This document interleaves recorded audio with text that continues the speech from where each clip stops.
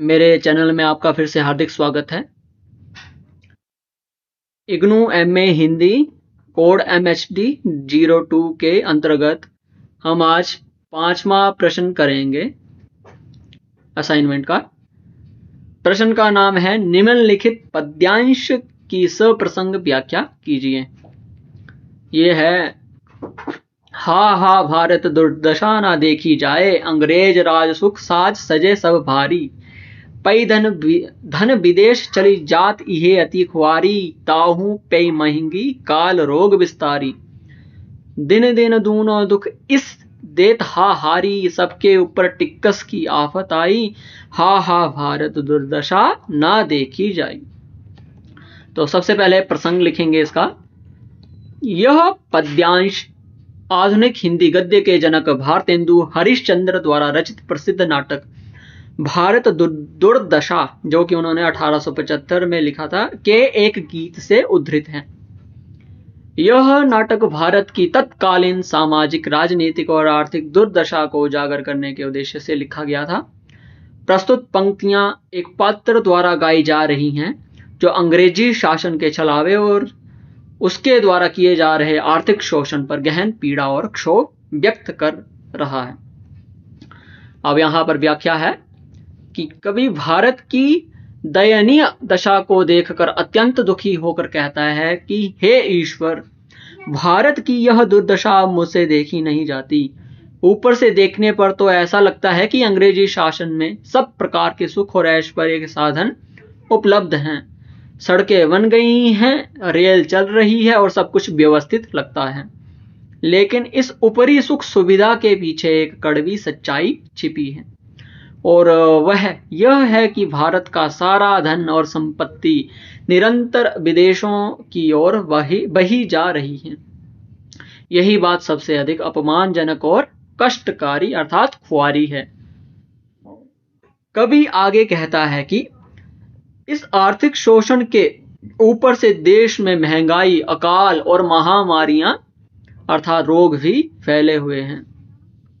ऐसा लगता है कि मानो ईश्वर भी हम पर दिन प्रतिदिन दुगना दुख डालकर हमें हरा देना चाहता है। इन सभी मुसीबतों के ऊपर से अंग्रेजी सरकार ने नाना प्रकार के करों की एक नई आफत खड़ी कर दी है। इन करों के बोझ ने आम जनता की कमर तोड़ दी है। इन सभी कारणों से भारत की जो दयनीय स्थिति हो गई है, उसे देखकर हृदय विदीर्ण हो जाता है और उसे और अधिक देख पाना असंभव है। यहां पर कुछ विशेष बिंदु है। ये पद्यांश भारतेंदु युग की राष्ट्र प्रेम और समाज सुधार की भावना को दर्शाता है। इसमें अंग्रेजी राज के आर्थिक शोषण के सिद्धांत को सरल शब्दों में व्यक्त किया गया है, जिसे बाद में दादा भाई नौरोजी ने ड्रेन ऑफ वेल्थ कहा। भाषा सरल, प्रवाहपूर्ण और आम बोलचाल की ब्रज भाषा मिश्रित खड़ी बोली है। हा दिन दिन दूनो दुख में करुण रस और अनुप्रास अलंकार का सुंदर प्रयोग है। यह गीत नाटक में भारत की दुर्दशा के प्रति दर्शकों में करुणा और क्षोभ जगाने का कार्य करता है। यह हो गया भाग क। अब देखते हैं इसी के साथ ही भाग ख। हे साधुओं, सोए बहुत अब ईश्वर उपासना करो, उपदेश द्वारा देश का कल्याण कुछ साधन करो। डूबे रहोगे और कब तक खाए तुम अज्ञान में, चाहो तुम ही तो देश की काया पलट दो आन में। थे साधु तुलसीदास, नानक रामदास समर्थ भी, व्यवहार ये पद हो रहा है आज उनके अर्थ भी। पर वे ना होकर भी यहाँ उपकार सबका कर रहे, सद्भाव उनके ग्रंथ सब मानसों में भर रहे। तो इसका प्रसंग है, यह पद्यांश राष्ट्र कवि मैथिली शरण गुप्त द्वारा रचित प्रसिद्ध काव्य कृति कौन सी? भारत भारती, जो कि 1912 के वर्तमान खंड से उद्धृत है। इस अंश में कवि देश की दुर्दशा के लिए जिम्मेदार विभिन्न वर्गों की निष्क्रियता पर प्रहार कर रहे हैं। यहाँ वे देश के साधु सन्यासियों को उनके वास्तविक कर्तव्य का स्मरण कराते हुए उन्हें राष्ट्र निर्माण के कार्य में लगने के लिए प्रेरित कर रहे हैं।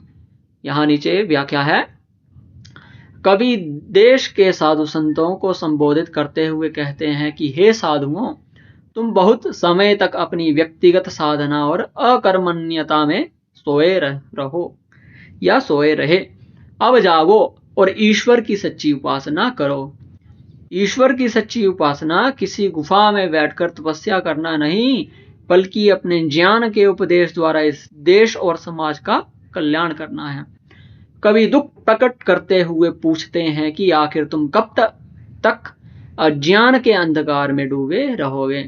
तुम्हारे पास ज्ञान और प्रभाव की जो शक्ति है, यदि तुम चाहो तो पल भर में इस देश की काया पलट कर सकते हो और इसका उद्धार कर सकते हो। कवि उन्हें उनके गौरवशाली पूर्वजों का स्मरण कराते हुए कहते हैं कि तुलसीदास, गुरु नानक और समर्थ गुरु रामदास जैसे लोग भी साधु ही थे।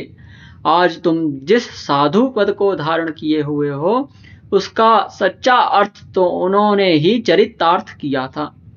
वे आज इस संसार में शारीरिक रूप से उपस्थित नहीं हैं, लेकिन फिर भी अपने ग्रंथों और विचारों के माध्यम से वे आज भी संपूर्ण समाज का उपकार कर रहे हैं।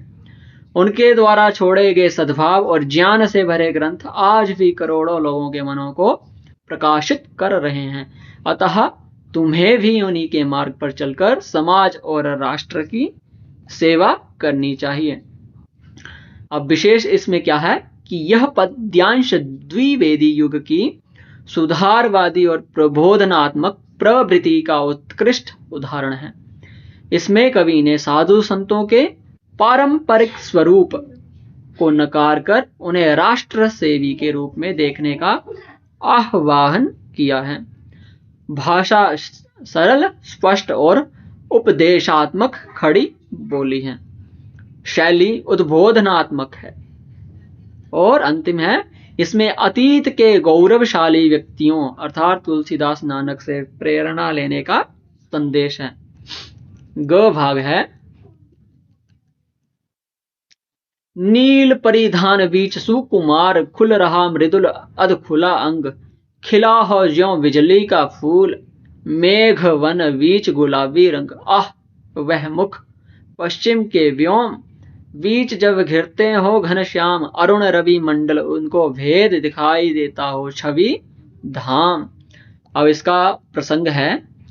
यह पद्य या पंक्तियां छायावाद के प्रवर्तक कवि जयशंकर प्रसाद द्वारा रचित कालजयी महाकाव्य कामायनी, जो कि 1936 में लिखी गई थी, के श्रद्धा सर्ग से ली गई है। जल प्रलय के बाद एकांत और निराश बैठे मनों की भेंट जब श्रद्धा से होती है, तो प्रसाद श्रद्धा के अलौकिक और अप्रतिम सौंदर्य का वर्णन कर रहे हैं। श्रद्धा ने नीले रंग के भेड़ चर्म के वस्त्र पहने हुए हैं और उन्हीं वस्त्रों के बीच से उसके सुकोमल अंग दिखाई दे रहे हैं। यहाँ पर इसकी व्याख्या है।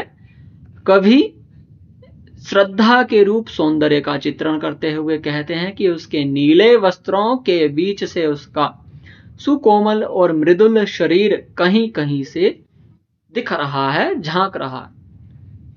यह दृश्य ऐसा प्रतीत हो रहा है मानो बादलों के काले वन के बीच में गुलाबी रंग की बिजली का कोई फूल खिल गया हो।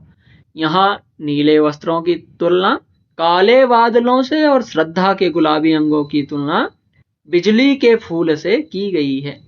श्रद्धा के मुख के सौंदर्य का वर्णन करते हुए कवि आगे कहते हैं कि आह उसका वह सुंदर मुख ऐसा लग रहा था मानो पश्चिम के आकाश में जब काले बादल घिराए हों और उन बादलों को भेद कर लाल सूर्य का गोला दिखाई दे रहा हो, जो सौंदर्य का धाम लग रहा हो।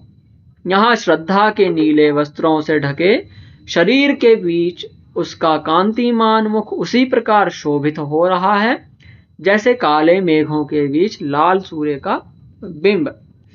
यहाँ पर विशेष है, यह छायावादी काव्य शैली का अप्रतिम उदाहरण है।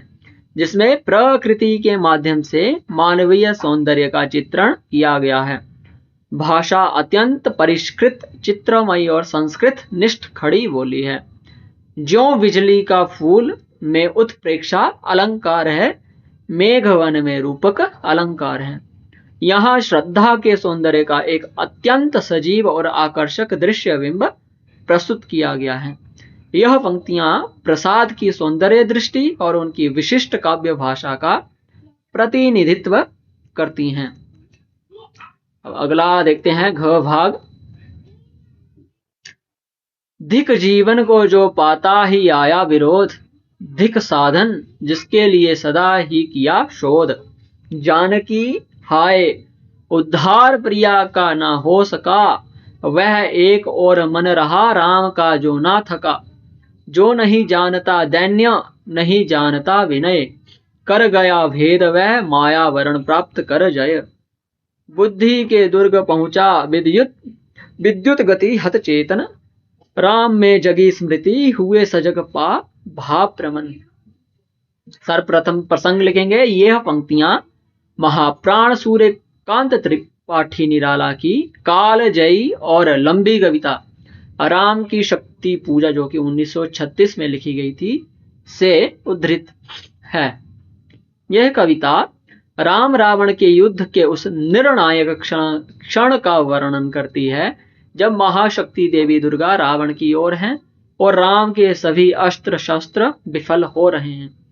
लगातार पराजय से हताश होकर राम अपनी सेना के शिविर में लौट आते हैं और अपने जीवन के संघर्षों को याद कर गहन निराशा और आत्मधिकार से भर जाते हैं। अब व्याख्या है यहाँ।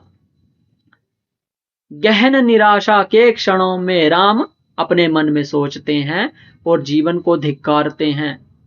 वे कहते हैं कि मेरे उस जीवन को धिक्कार है जिसे जन्म से लेकर आज तक निरंतर विरोध और संघर्ष ही मिलता आया है, और मेरे उन सभी साधनों, शक्ति और शौर्य को भी धिक्कार है जिन्हें प्राप्त करने के लिए मैंने सदा ही इतना परिश्रम और शोध किया।